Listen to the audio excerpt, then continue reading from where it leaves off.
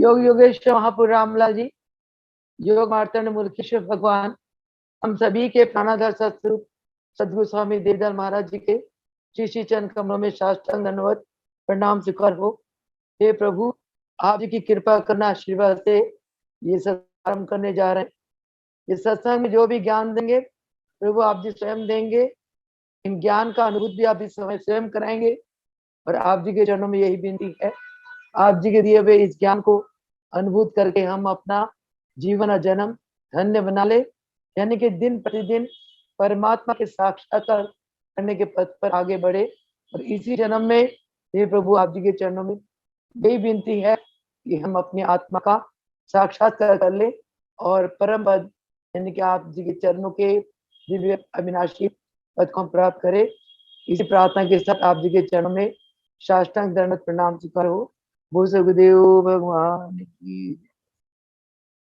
आज प्रभु जी कृपा करके जो सत्संग में एक जो भी ज्ञान देना चाहते हैं, आज के ज्ञान का जो मुख्य ध्येय है वही जो रोज हम करते हैं।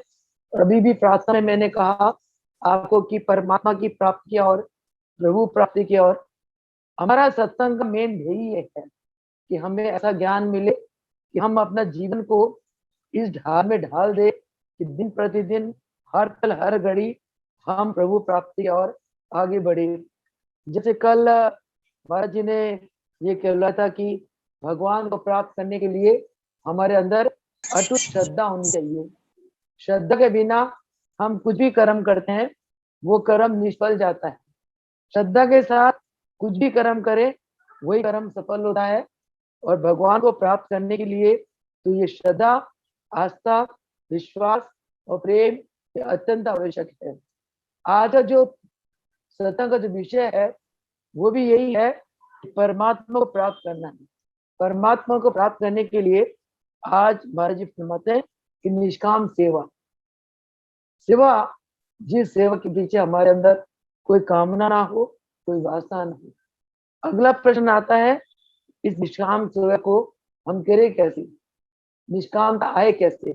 उसके लिए महाराज जी फरमाते हैं कि अगर हमारे अंदर धीरज होगा, आशा होगा और प्रभु जी के चरणों में अगाध प्रेम होगा।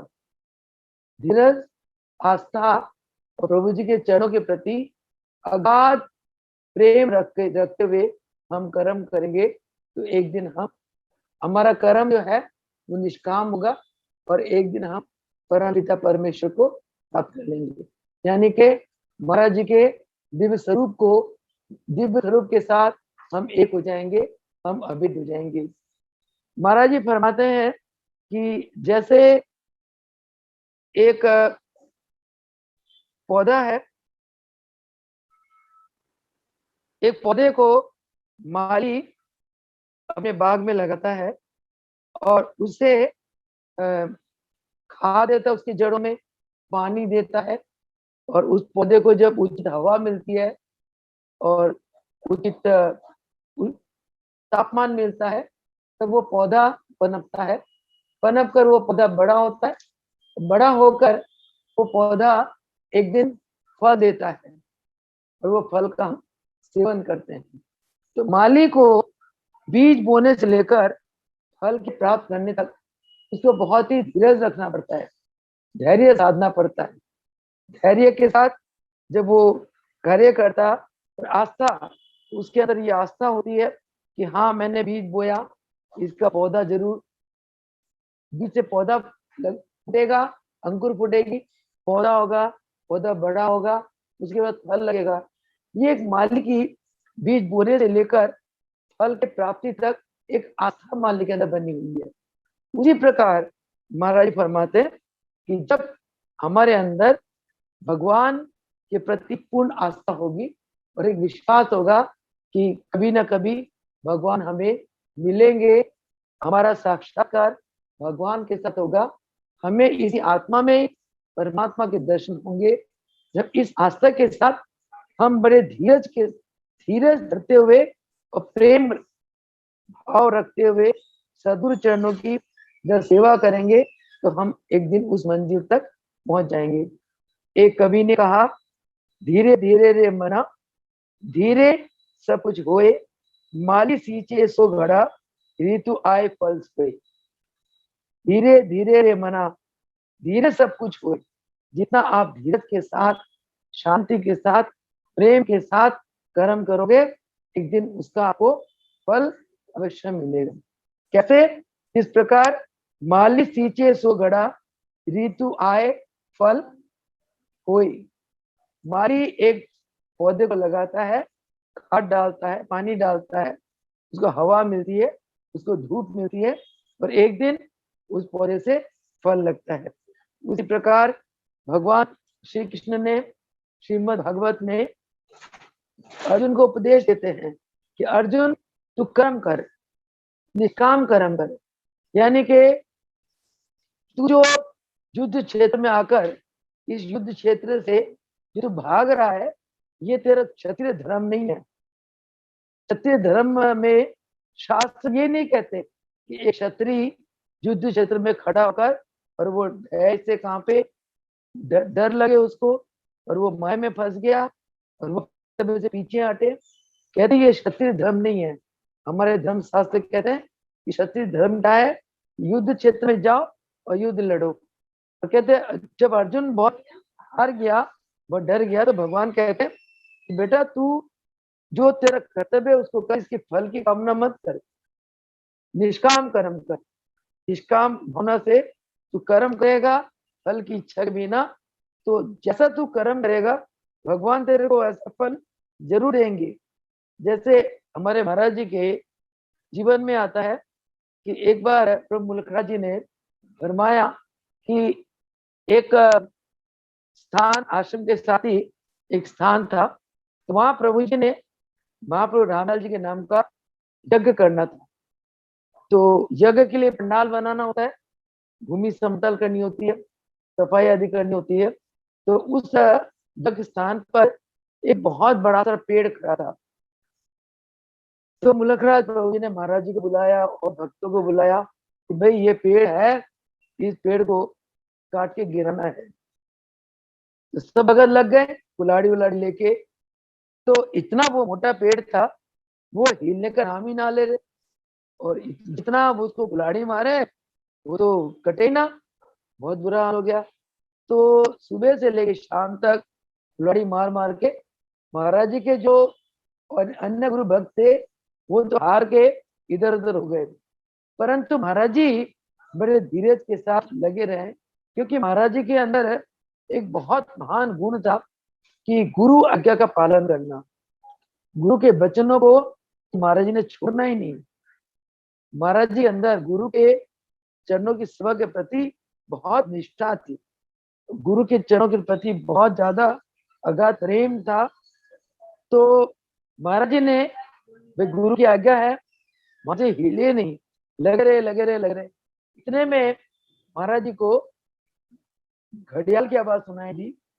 वो लगा, घड़ियाल सुन के लगा अभी तो आरती का समय हो गया, अब आरती के लिए नहीं जाऊंगा तो प्रभु जी नाराज होंगे। आरती से जाने के पहले महाराज ने क्या करा, फटाफट वो पेड़ जो है ना, पेड़ के चारों तरफ बहुत ऐसे गड्ढा कर दिया। गड्ढा करके और महाराज जी आरती चले गए। आरती वारती हो गई, भोजन कर लिया। रात को विश्राम से पूर्व फिर महाराज जी का ख्याल आया कि वो पेड़ को देखें, वो तो काटना ही है, प्रभु जी की आज्ञा है। तो तब तक पेड़ का जड़ जो ना काफी मुलायम पड़ चुका था। महाराज जी ने देव कुल्हाड़ी मार मार के वो पेड़ को गिरा डाला। ये आधी रात हो गई। उसके बाद महाराज विश्राम में चले गए। सुबह ब्रह्म मुहूर्त में मुलकेश्वर भगवान उस तरफ से गुजर रहे थे। उन्होंने देखा कि इतना भारी पेड़ गिरा पड़ा। तो उन्होंने दृष्टा थे, उनको पता तो था ही ये किसने किया होगा। मर्यादा के रूप से उन्होंने अपने शिष्यों को बुलाया कि भाई ये पेड़ किसने गिराया। भक्तों को तो पता ही नहीं था, क्योंकि ये कार्य महाराज जी ने करा। तो महाराज जी को बुलाया। महाराज जी ने क्या जवाब दिया, हाथ जोड़कर कि प्रभु आपकी कृपा से ही ये पेड़ गिरा है। तो प्रभु मुलखराज जी ने महाराज जी को बहुत आशीर्वाद दिया। तो इस कार्य में सफलता जो महाराज को मिली, क्यों मिली? क्योंकि महाराज जी ने बहुत धीरज, आस्था के साथ, श्रद्धा के साथ इस कार्य का करा और गुरु की आज्ञा के पालन में महाराज जी अटूट रहे। तो कहते हैं कि अगर गुरु की आज्ञा में हम कोई भी कार्य करते हैं, उसके लिए बहुत धीरज धारण करें, प्रेम के साथ और बड़े निष्ठा के साथ करते हैं, तो गुरु की बहुत कृपा हम पे बरसती है। और महाराज जी फरमाते हैं कि तुम कोई भी काम करो तो उस काम को करने में महाराज ने कभी ये नहीं सोचा कि मैं पेड़ गिरा दूंगा तो मुझे गुरुदेव का इतना आशीर्वाद मिलेगा और मैं इसीलिए पेड़ गिराऊं, मुझे आशीर्वाद लेना है, ऐसा भाव नहीं था। महाराज जी ने वो कार्य को निष्काम भावना से करा कि गुरुदेव का आज्ञा है और शिष्य का तो धर्म ही है गुरु की आज्ञा का पालन करना। तो शिष्य जब कोई भी कर्तव्य समझ के करे कोई भी कर्म को कि ये एक हमारा धर्म है, ये शास्त्रोक्त है और ये हमारा कर्तव्य है, वो समझते हुए उसकी फल की कामना या इच्छा के बिना जब कोई कर्म करता है उसको निष्काम कर्म कहते हैं। और महाराज जी फरमाता है कि जो शिष्य इस प्रकार निष्काम कर्म करता है उसको गुरु की, भगवान की अथा कृपा आशीर्वाद की उसको प्राप्ति होती है। इसी प्रकार महाराज जी ये बताते हैं कि हम कोई भी कार्य करें उसको अपना कर्तव्य समझ के कर्म को करें और उसकी फल की इच्छा हम प्रभु पे छोड़ दें। तो प्रभु जी महाराज फरमाते हैं प्रभु कभी किसी का अधिकार नहीं छोड़ते, अधिकार लेते नहीं है। जिसका जो जैसे कर्म करता है उस कर्म के बदले किसको जो भी फल मिलना चाहिए, भगवान किसी का अधिकार नहीं चिंता, हरे को वो फल देते हैं। उसी प्रकार महाराज जी के जीवन में बाल्यकाल में जब महाराज जी प्रभु मुलकराज जी के जन्म में सेवक काल में शिशु रूप में थे, तो उस समय महाराज जी ने हमारे प्रभु मुलकराज जी ने महाराज जी को एक आज्ञा दी कि बेटा कृष्ण नाम का एक राजमिस्त्री को ढूंढ के लाना है। महाराज जी की निष्कामता देखो, क्योंकि निष्काम कर्म करें महाराज जी ने पूरे जीवन गुरु चरणों की सेवा करी श्रद्धा प्रेम के साथ, तभी आज महाराज को हम पूर्ण भगवान रूप से मानते हैं। और मुलकराज जी का महाराज जी को इतना आशीर्वाद मिला। तो जैसे प्रभु मुलकराज जी ने आश्रम बनवाना था तो महाराज को बुलाया कि बेटा फलाने फलाने गांव में जाओ और जाकर वहाँ किशन मिस्त्री को बुला के लाओ। तो महाराज जी सुबह जाना था, शाम को आज्ञा दी महाराज जी को। तो महाराज जी रातों रात उस गांव की तरफ चल पड़े। गांव की तरफ जाकर और महाराज जी ने पूछा कि भाई यहाँ मैंने किशन मिस्त्री से मिलना है। गाँव वाला यहाँ किशन नाम के 3 मिस्त्री है, अब कौन से मिस्त्री को आपको मिलना है? देखो गुरु शिष्य की कितनी बड़ी परीक्षा लेते हैं। इस परीक्षा में वही शिष्य उत्तीर्ण हो सकता जो धीरज वाला हो, धीर बुद्धि वाला हो और जो गुरु चरणों की हर सेवा को निष्कामता के साथ कर रहा हो। ऐसे निष्कामी सेवक के ऊपर गुरु दैवी गुण दे देते हैं। ऐसे निष्कामी सेवक को दैवी गुणों की प्राप्ति होती है। तो महाराज जी की तो परीक्षा थी। महाराज जी ने अंदर ध्यान लगाया, ध्यान लगाते ही उनको प्रेरणा हुई कि वो किशन मिस्त्री जिसका अंगूठा कटा हुआ है। तो महाराज ने गांव वालों को कहा कि एक किशन मिस्त्री है, उसका अंगूठा कटा हुआ, मुझे उससे मिलो। गांव वालों ने कहा अगर अंगूठा कटा हुआ है तो उसने आपके यहाँ राजमिस्त्री का कैसे काम किया होगा? तो मैंने कहा नहीं, आप मुझे उसी से मिलाओ। क्योंकि महाराज जी को अपने गुरु के पर इतना विश्वास आस्था था, इतना अंतःकरण शुद्ध था महाराज जी का, गुरु का इतना आशीर्वाद था।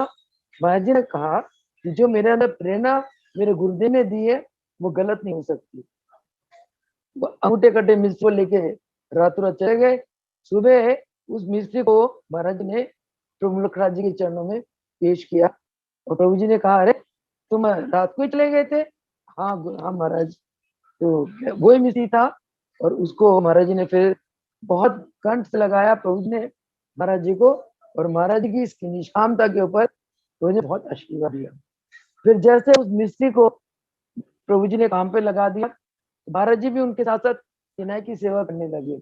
और चिनाई की सेवा करते करते एक दिन क्या हुआ, सुबह से लेके रात बीत गई, धूप में पसीने में बिना खाए पिए महाराज लगे हुए कार्य में।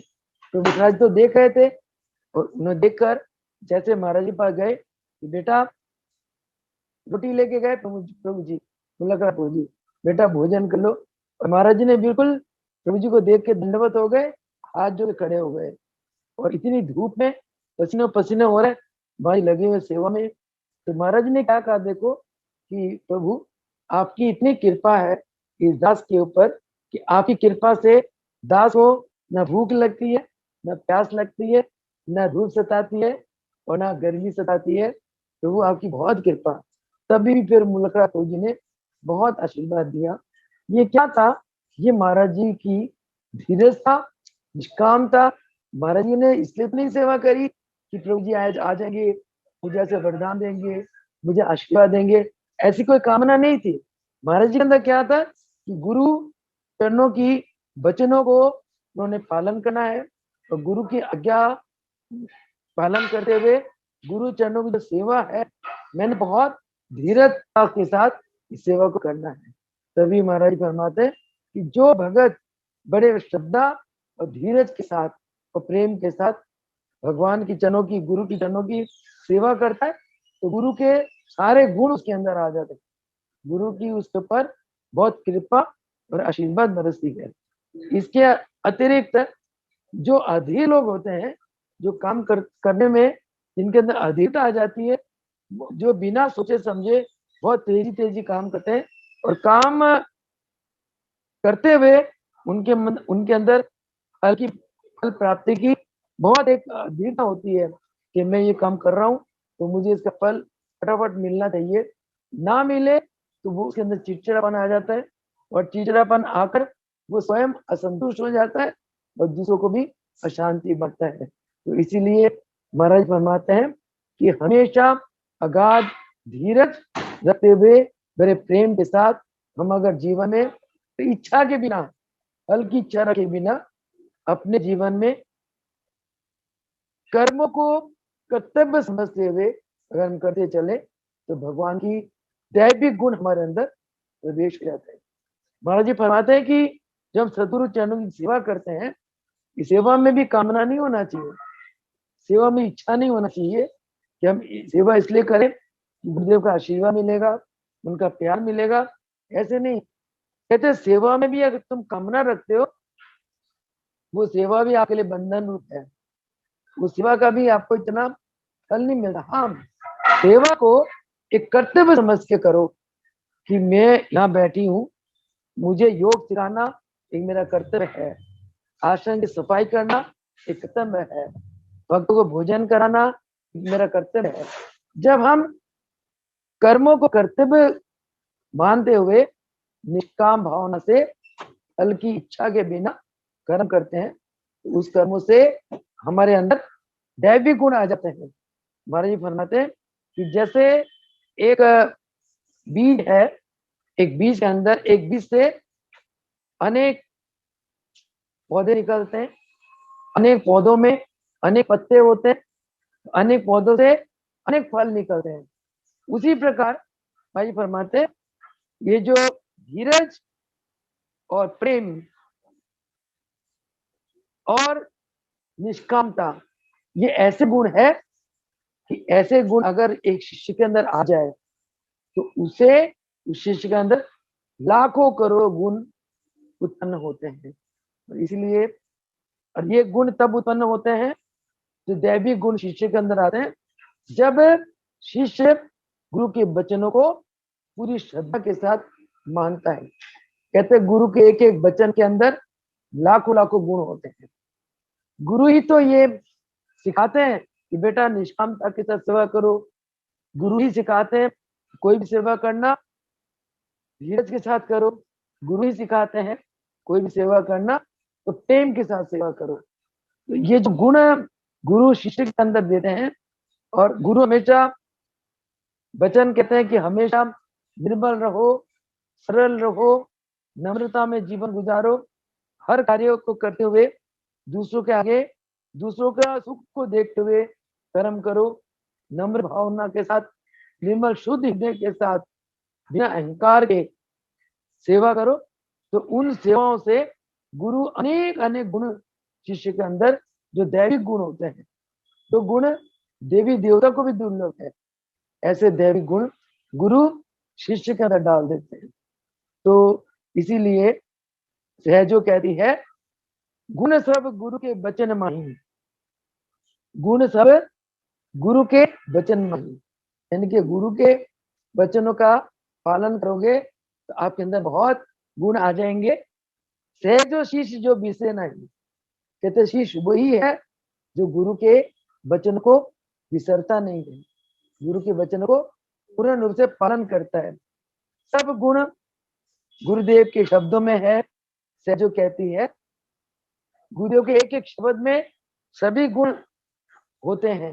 इससे कहते हैं कि जो गुरु के वचनों को गुरु आज्ञा पालन करे, अन्य भावना त्याग, गुरु गीता में भी लिखा हुआ है।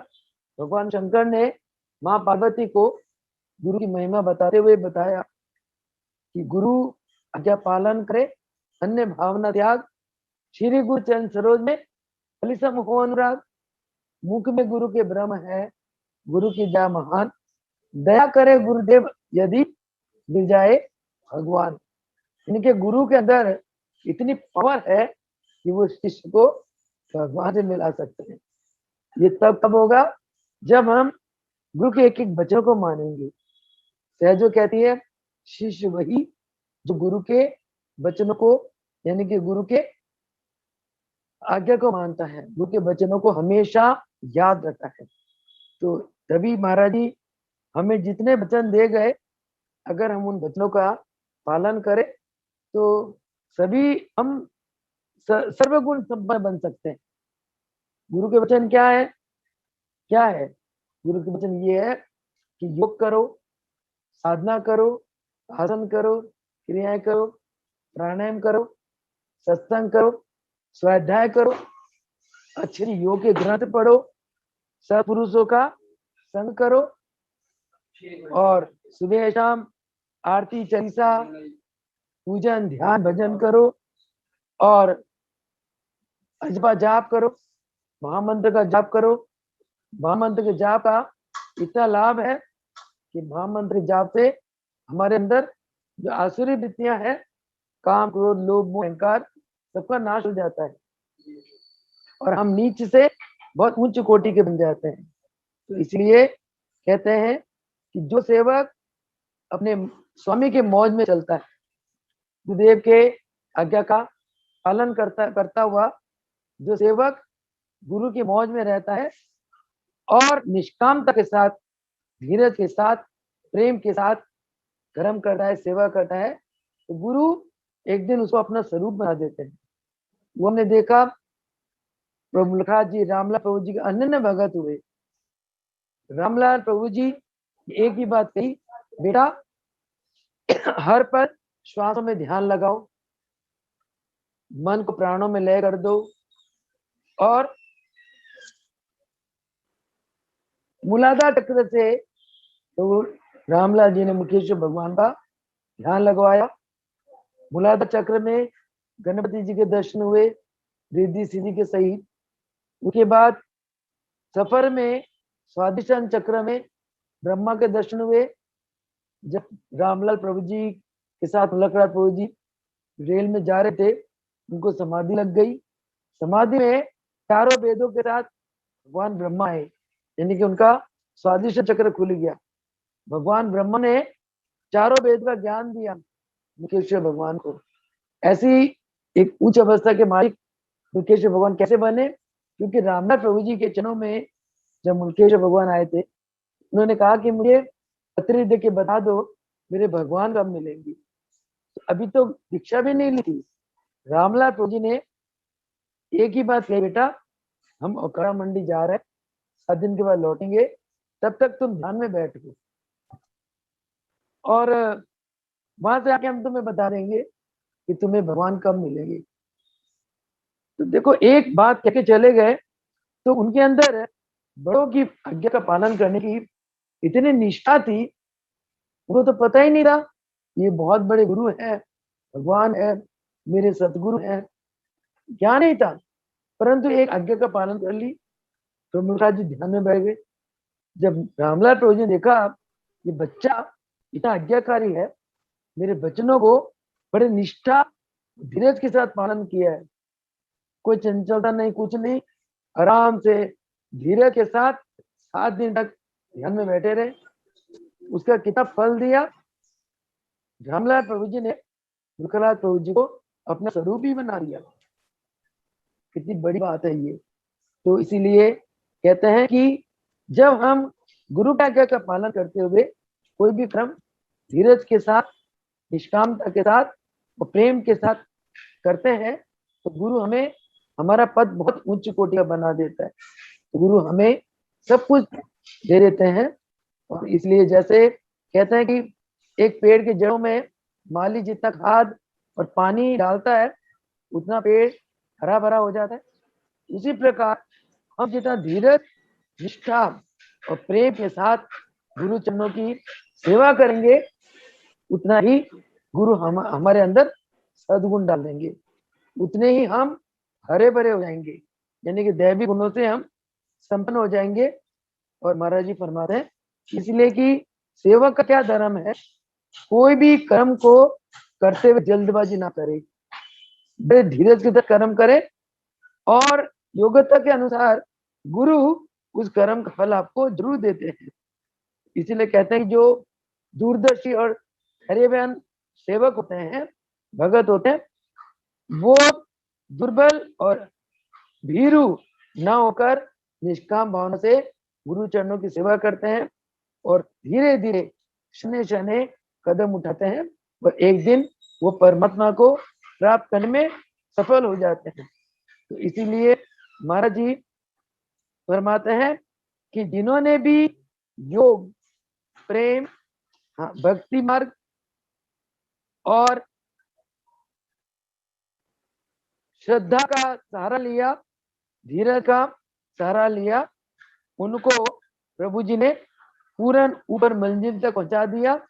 और जो इस मंजिल तक पहुंच गए वो योगी बन गए, वो प्रेमी बन गए, भक्त बन गए और उनको सर्वोच्च जो योग मार्ग की सबसे उत्तम, अति उत्तम मार्ग है बच्चों, उनको उस मार्ग की प्राप्ति हो गई। तो इसीलिए संत कबीरदास का एक दोहा महाराज जी फरमाते हैं, क्या कभी धीरज के धरे हाथी मन भर खाए, टूक एक के कारण श्वान धरे श्वान घर घर जाए।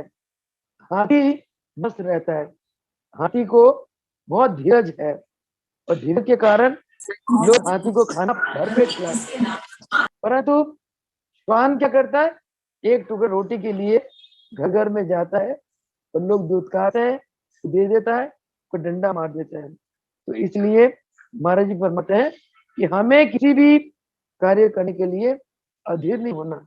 अगर हमने रिद्धि सद्गुरु चरणों में रिद्धि सिद्धि की प्राप्ति करनी है तो हमें धीरजवान होना पड़ेगा, हमें योग अभ्यास करनी पड़ेगी, प्रेम हमारे अंदर होना पड़ेगा और भक्ति मार्ग को हमें अपनाना पड़ेगा। तो इसीलिए हमें चाहिए कि प्रतिकूल और अनुकूल अवस्था में हम सम रहे।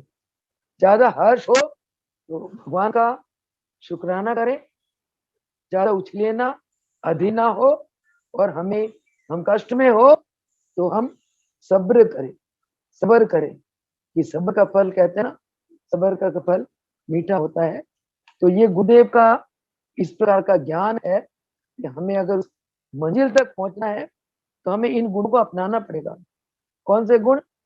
योग करो, प्रेम रखो, भक्ति मार्ग में चलो और श्रद्धा रखो, धैर्य रखो, आस्था रखो, विश्वास रखो। ये गुणों को अगर हम अपने जीवन में अपना लेंगे तो ना परमात्मा हमसे दूर है, ना हम परमात्मा से दूर है। तो तभी हम गुरुदेव की कृपा, करुणा और आशीर्वाद के पात्र बनेंगे। इतने कहते हुए आज की सत्संग को समाप्त करेंगे। वो सदगुरुदेव भगवान की जय। तो सदगुरुदेव जी को प्रार्थना करते हैं, हे गुरुदेव अपनी कृपा करना आशीर्वाद से आप जी ने परमात्मा की प्राप्ति की और आगे बढ़ने के लिए जो हमें इतने सुंदर ज्ञान दिया है, ऐसी कृपा करना। ये ज्ञान हर पल हमारे मानस पटल में रहे, हमारे हृदय में रहे, हमारी बुद्धि ऐसी हो कि हम आपके ज्ञान के अनुसार अपने जीवन को चलाकर और एक दिन अपनी मंजिल तक पहुंचने में हम सफल हो जाए। इसी वाणी के साथ आज की सत्संग को समाप्त करेंगे। बोल सुखदेव भगवान की, बड़े योगेश्वर महाप्रभु रामलाल जी की जय हो, दुर्गेश्वर भगवान की जय हो, देवीदास भगवान की जय।